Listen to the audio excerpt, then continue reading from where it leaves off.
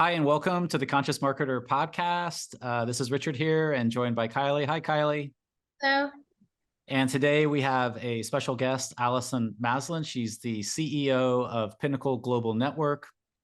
Is also the Wall Street Journal bestselling author of Scale or Fail. I've listened to the audio version of that book, and it's endorsed by Damon John and Barbara Cochran of Shark Tank.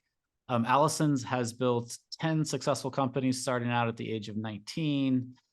Some of her clients include Ben & Jerry's, Supercuts, Merrill Lynch, and Allstates. And today we're going to be talking about how to scale your business. Hi, Allison. Welcome. Hi. Thank you for having me. Yeah, it's great to have you here. And I know you're kind of in the San Diego area. I used to live in Encinitas, Leucadia back in the day. I don't live there now. I'm not far from there. Okay, great. Could you maybe share, I know a little bit of your story because I listened to your audiobook. I'm kind of curious how you got into your work of helping businesses to scale, and probably like most origin stories, it came from experiencing some pain or some difficult times. Would you mind sharing how you got there? I don't know any entrepreneur that gets to a certain level without going through that roller coaster, right? But, I grew up in a very entrepreneurial family. And so that's really just what I knew, was to start your own business. So I started my first business when I was 19 years old. And I built a full service advertising and PR firm.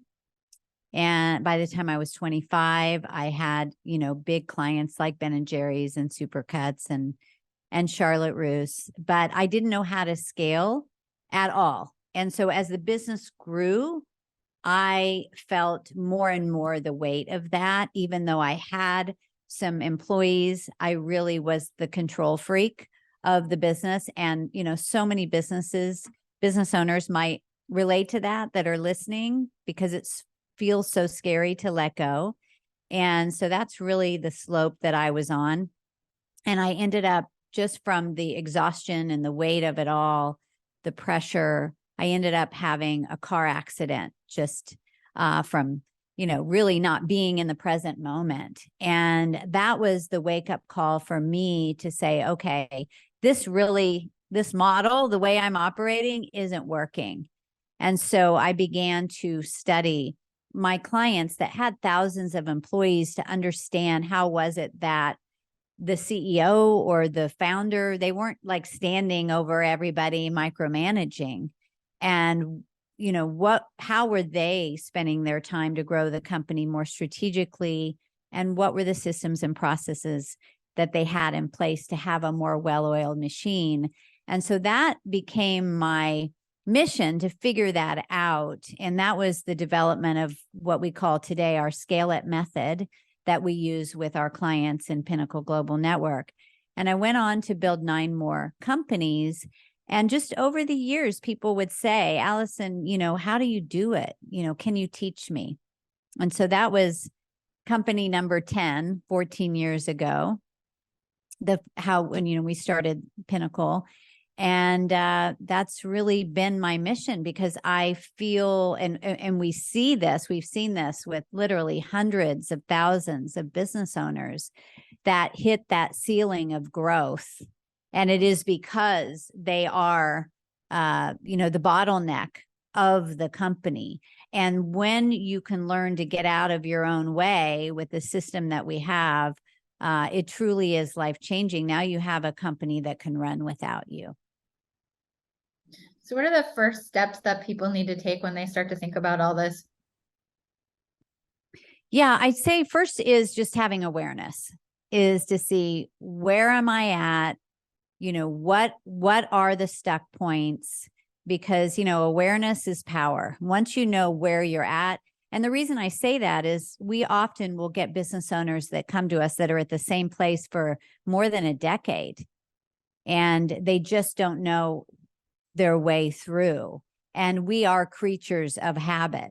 So first thing is to have awareness, to say, okay, I am in the weeds of the business. I am needing to approve everything going in and out of the company. And what are areas that somebody else could do this instead of me doing it?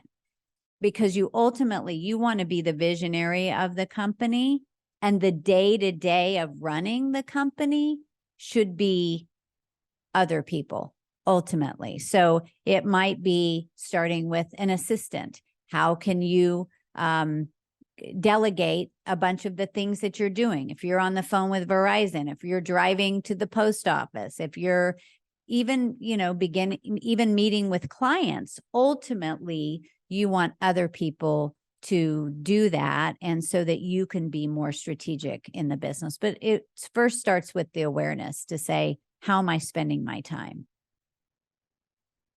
Yeah, it's really interesting because I think, I mean, you've been around for a while, and so have I. But I think in the market, the marketers want you to believe that some magic technique is going to save you or some like thing. But a lot of times I think it's the mindset and the inner game that you bring to it, and once you have that, then the right technique is really important.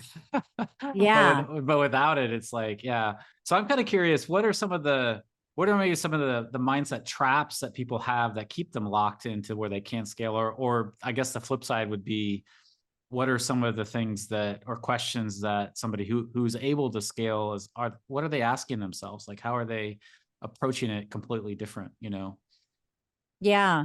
So I'd say most business owners think way too small, first of all.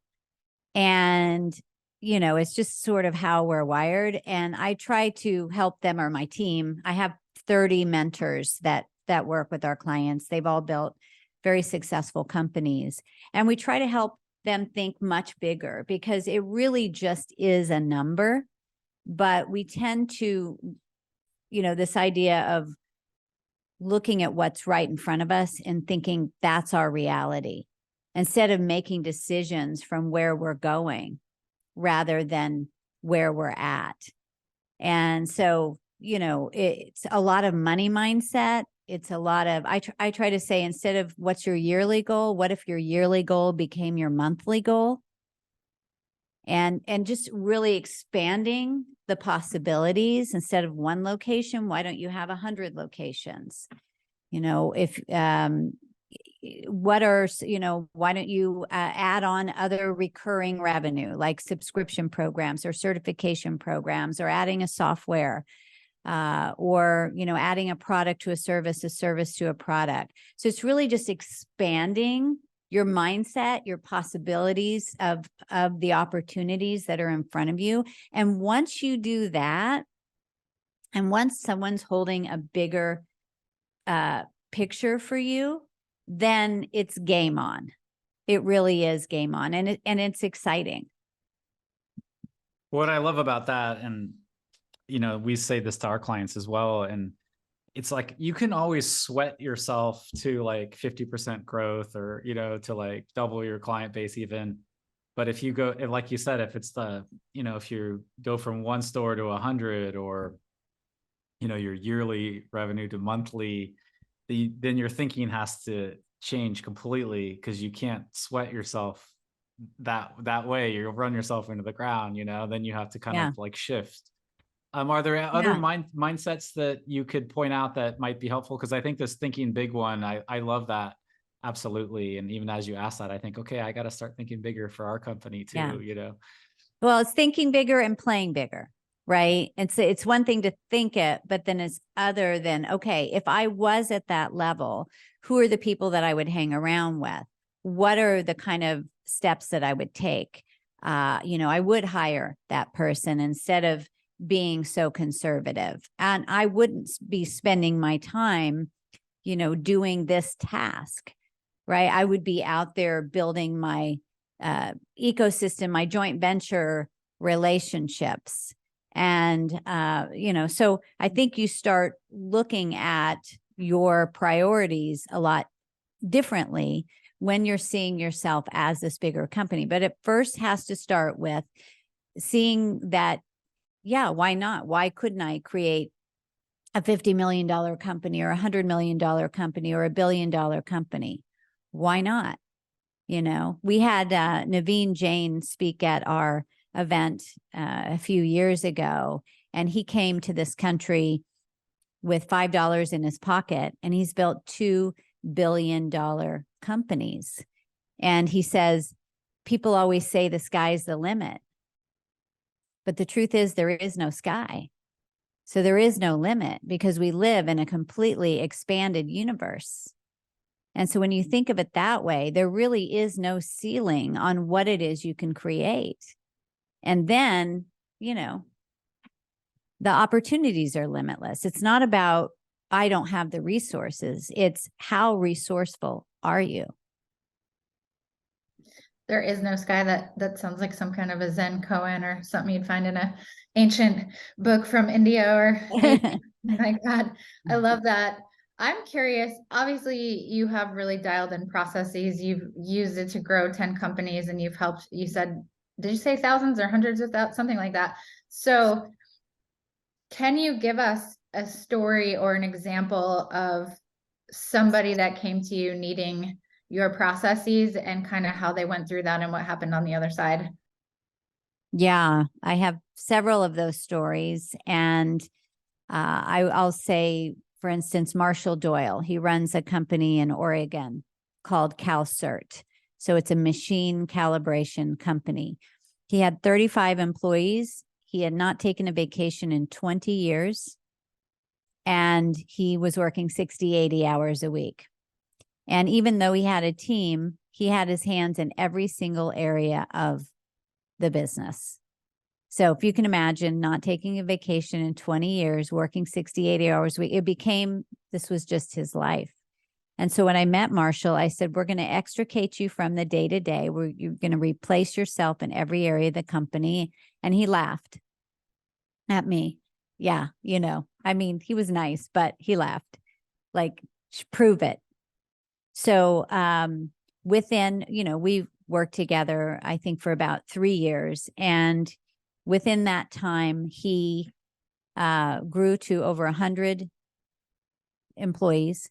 He grew by several $1 million, but he only attends one meeting a week now for 90 minutes. That is it. He has also purchased 20 other companies. So this is his scalable model. Now, he doesn't run any of those businesses. Now, he's one of the mentors on our team now that works with our clients. And I have another story. So David Chang, he has a martial arts company in San Jose, California called Wushu Central. He'd been in business for 18 years. He was in the 7-figure level, but he was stuck at the same level for 10. So stuck for a decade, again, working crazy hours, not having time with his family or his children. And he came to our event and, you know, started to put the SCALEIT method into place. He started, you know, I remember him being at the event. I remember the look on his face. I don't know. I have a memory of these where people were. And I remember this look of just such frustration at the time where he was, and kind of at it was like his last leg when he came. And within 7 months, he doubled his revenue. By 1 year, he tripled his revenue, opened a second location, had 500 students in the second location. Shortly after that, opened a third location. Now he's opening a fourth. This is in under 2 years. And he doesn't work in any of the locations anymore. It's all team led. So, you know, growth, just for growth's sake, just adding on more pressure, to me, is not really success, or, you know, the kind of life that really is healthy. So it's the growth, but also having the team run the company without you so that it actually will grow faster and you'll help more people. But we have many, many stories like that. I love it. You know, one of my favorite topics is also like the identity shift somebody has to go to make the change. And I'm curious, you know, as people step into creating more scalable businesses, my sense is that they actually become a leader rather than, you know, like they're kind of caught in the doing rather than the leading.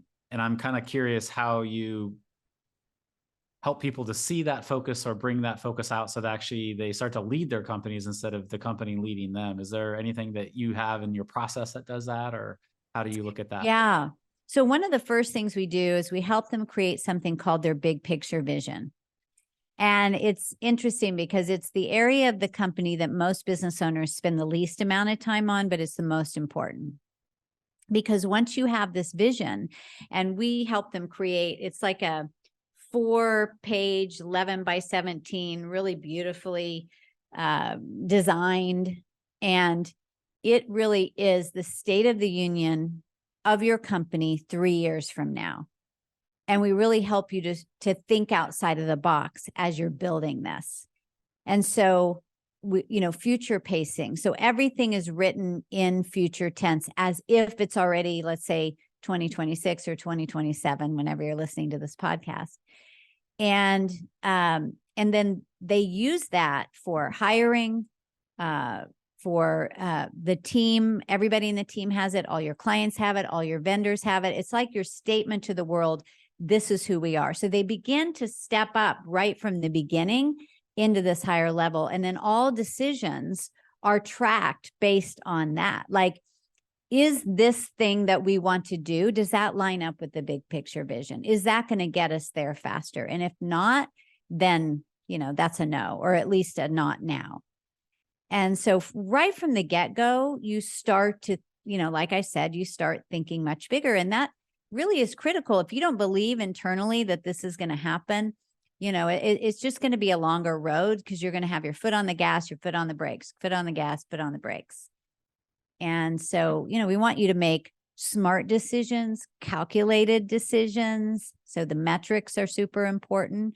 So once we have that big vision, then we can divide it up between each department of the company. And we know that in marketing, they need to reach this metric every month. In operations, they need to reach this metric every month. So it's not just kind of pie in the sky, like, yeah, that sounds good. Like, how do we reverse engineer that and actually make it happen? If I was sitting next to you at a table and I had a big notebook and a pen or a marker, and I wanted to make my big picture vision, what would you tell me to do first?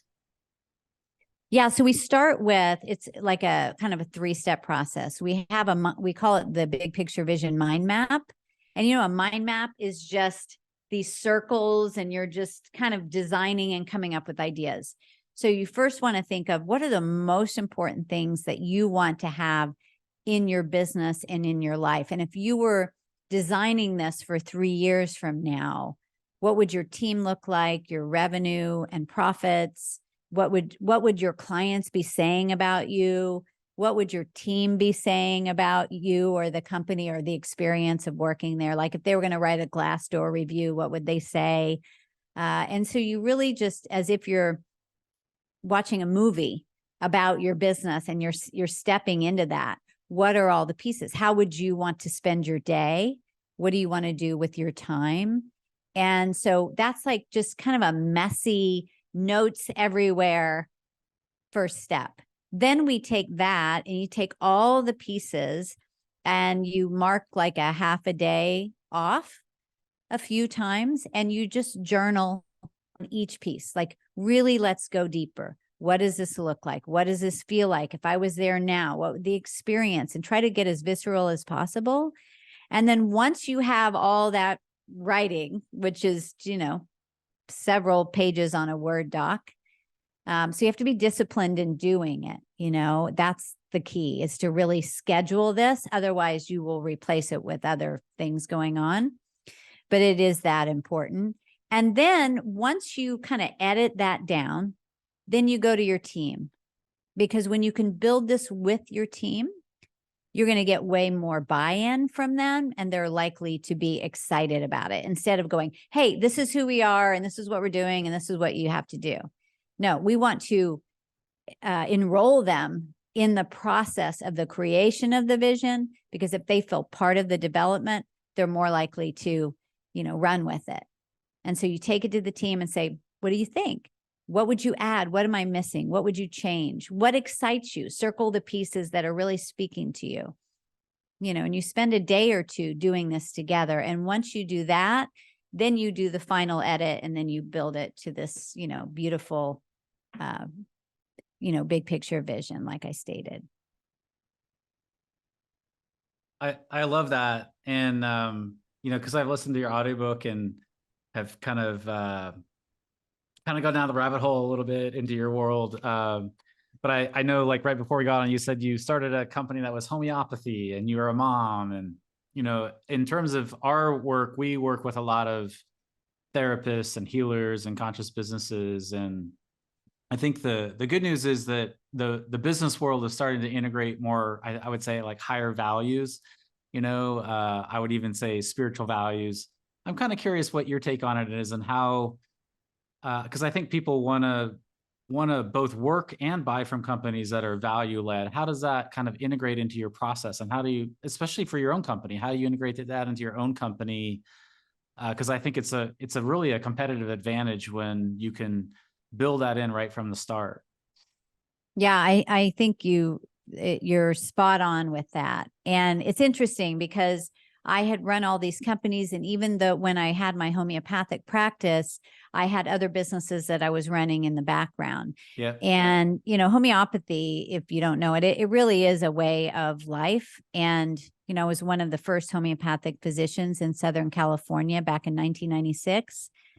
And so, when I decided to move on from that, I still really loved it. I just felt that with this other business starting to take off, I couldn't give the patients the care that they needed. And so, but it's interesting over the years when people hear that about me, it actually drew them to this. They love that this is this philosophy of take care of the business owner, not just the business. Like, what if you actually designed your business around your life and not your life around your business, like most business owners do? They take care of everybody else before they take care of themselves.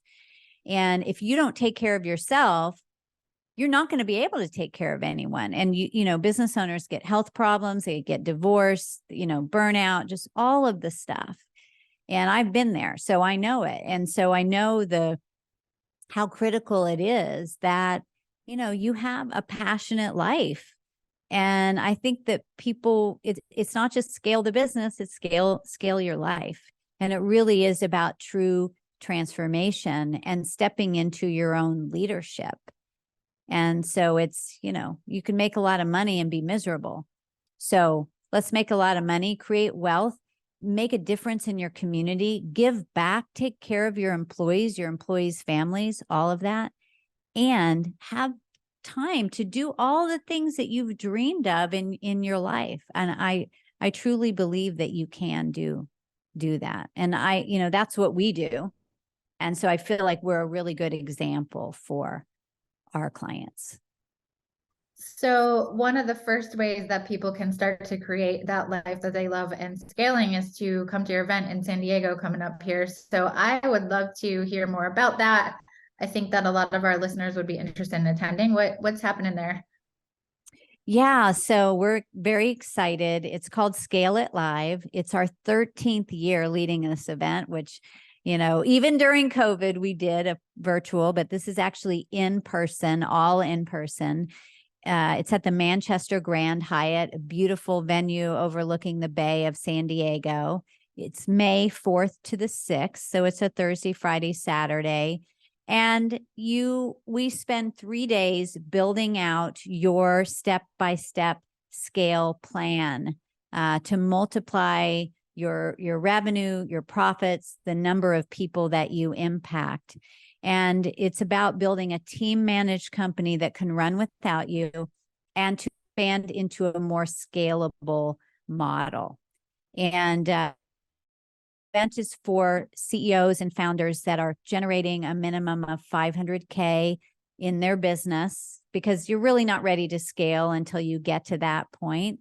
But there's a lot of business owners at that level, even 7 figures, like in the health space, you're still taking care of everybody. So we've worked even with doctors and dentists and all this that have or CPAs that have this whole book of clients, and they're trying to be the business owner and the CEO, which is really hard to do.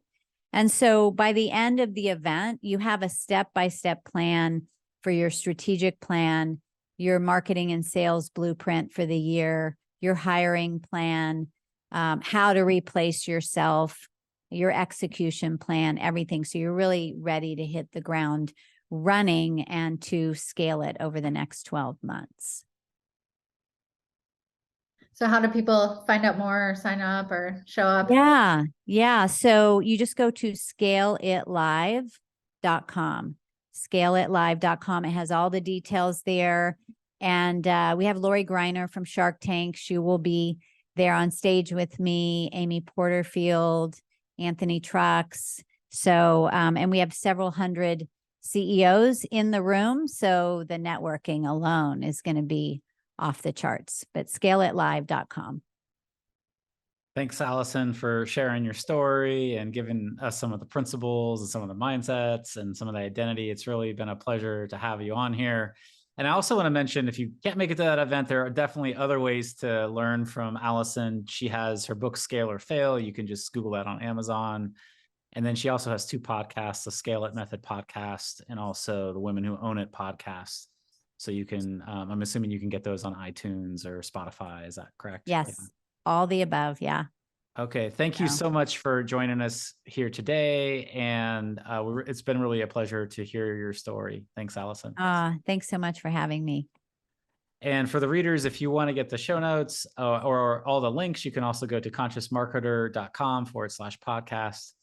And thanks for listening, and we'll see you next time. Bye for now. Bye, everybody.